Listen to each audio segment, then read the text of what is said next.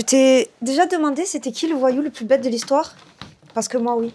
Et j'ai fait mes petites recherches. Bon, viens, je t'explique.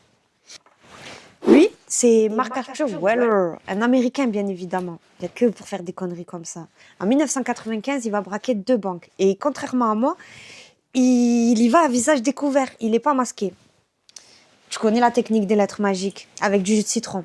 Quand tu mets du jus de citron sur une feuille, la feuille reste blanche. Et dès que tu les rapproches d'une source de chaleur, un fer à repasser, du feu, et là, la lettre apparaît. La technique, elle existe depuis le Moyen-Âge, mais ils s'en sont beaucoup servis lors de la Deuxième Guerre mondiale.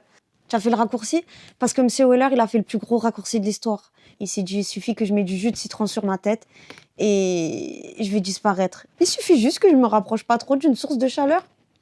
Bien joué, l'ami. Bon, après, pas si bête que ça, le mec. Hein. Il a quand même testé sa technique. Il s'est pris en photo avec un Polaroid et ça a marché.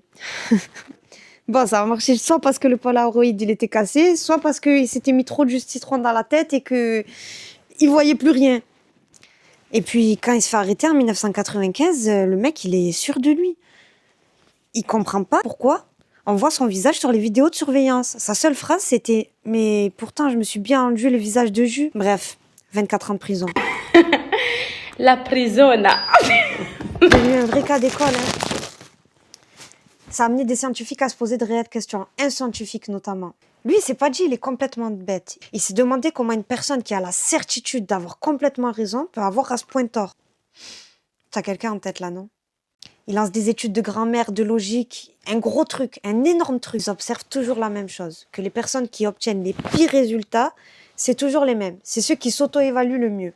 Donc, en gros, plus tu as confiance en toi, plus tu vas foirer. C'est déjà une réelle qualité de savoir ses limites intellectuelles. Bon, voilà. C'était l'histoire de Mark Arthur Weller.